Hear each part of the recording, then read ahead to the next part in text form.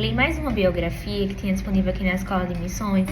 E eu fiquei, tá bom, eu vou ler esse aqui porque eu vou ler toda a coleção que tem disponível. Não tava dando muito valor, não, mas o que foi isto? Sundar Sen, ele foi um missionário indiano, aqui do finalzinho de 1800, faleceu em 1929, bem recente comparado com outros missionários. Gente, ele cresceu, por ser indiano, cresceu com muitos deuses. A mãe dele incentivava ele nesses aspectos religiosos. O pai não curtia muito, os irmãos mais velhos não curtiam muito, mas ele queria ser um homem religioso. E na Índia, como tem muitos deuses, qualquer religião vai ser bem aceita como mais uma e não como a única verdadeira, ele e a mãe eram, assim, adeptos ao cristianismo. E que aí ele entrou numa escola cristã, começou a estudar, mas quando tinha lá uns 14 anos a mãe faleceu. Ele ficou revoltado, adolescentezinho, né? Ficou revoltado com Deus, jogou a barraca pra cima e aí começou a perseguir os cristãos que tinham na cidade onde ele morava. Botou Deus pra lá, pegava a Bíblia, botava fogo, rasgava as páginas da Bíblia e queimava a Bíblia. Mas aí, depois de uns poucos anos, uns 2 anos fazendo isso, ele foi e falou, conversou com Deus e queria que Deus se mostrasse a ele se ele fosse verdadeiro. E aí Jesus apareceu para ele.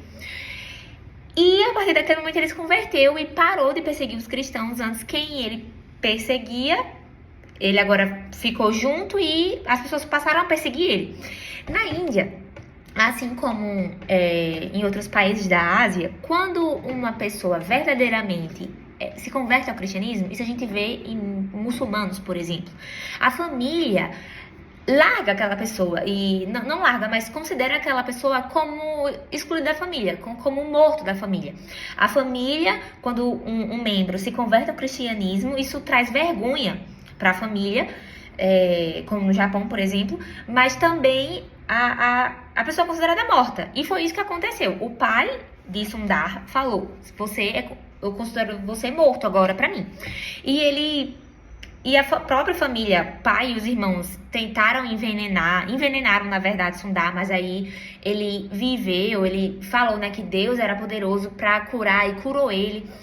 Enfim, esse missionário, muito jovem, porque quando ele se converteu, lá com seus 16 anos, ele voltou para uns estudos cristãos, mas acabou não se dando bem, não era isso ele percebeu que não era aquilo que Deus queria para ele.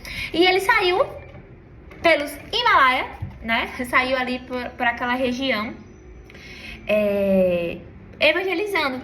Então, ele teve o seu coração muito com o povo de Tibete, que é uma região depois dos Himalaias. O Himalaia é toda aquela parte, né, das montanhas. Então ele andava descalço pelo Himalaia, só com a sua túnica cor de açafrão. E a Bíblia, o Novo Testamento, era sempre o Novo Testamento. Ele nunca chegou a ler o Antigo Testamento, mas ele leu várias e várias vezes o Novo Testamento. E com uma capa, né, um lençol, digamos assim, uma cobertura.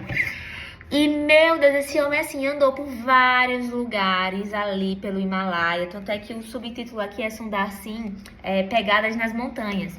Depois de um tempo, foram surgindo muitos convites para ele ir em outros países para falar do que ele fazia, né? Como um missionário, digamos assim. Ele não tinha esse título de missionário, mas a gente enxerga ele como um missionário. E aí ele foi para vários países na Europa, ele foi para os Estados Unidos, rasgou o véu, assim, multidões vinham escutá-lo, ele se tornou bem famoso na época dele.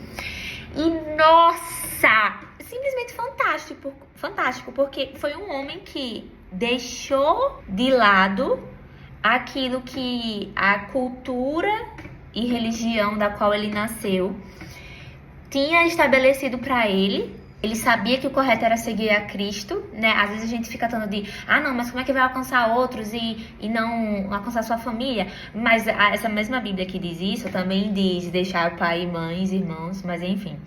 E aí, ele orava todo o tempo pela conversão do pai, e o pai se converteu. Depois de ver vários registros do que os jornais falavam acerca de Sundar. Então, assim, uau! E aí, depois de muitos anos, tanto viajando sozinho e acompanhado com pouquíssimas pessoas por Tibete, pelos Himalaias, por montanhas, enfim. Depois de ter feito algumas viagens missionárias para despertar pessoas, ele volta para a Índia e tem um desejo de voltar para Tibete para poder alcançar o povo lá. Em todo momento ele queria ir para Tibete para alcançar o povo naquele lugar. Ia de vilas em vilas, vilarejos em vilarejos, e as pessoas não aceitavam, mandavam embora. Ele foi preso diversas vezes, enfim. Teve um momento quando ele já estava assim, na época, no tempo final da vida dele, ele escreveu uma carta para um amigo missionário dele na Austrália e disse assim: se depois de tanto tempo você não ouvir notícias minhas, venha para cá e organize meu testamento. Dito e feito, ele não voltou. Ninguém encontrou o corpo dele. Ele morreu em algum lugar pelas montanhas. Ninguém sabe como. Ninguém nunca encontrou o corpo. Antes dele ir, ele fez uma declaração, mais ou menos assim: não sinto medo algum de pensar em um dia morrer no Tibete. Quando esse dia chegar, eu o receberei com alegria. Todos os anos eu volto ao Tibete e talvez no próximo ano você saiba que perdi minha vida lá. Então não pense, ele está morto. Diga, ele entrou no céu e na vida eterna e está com Cristo na vida perfeita. E ele fez isso. Entrou no céu e com a vida perfeita com Deus, ao atravessar uma terra que ele tanto amava, que era o Himalaia.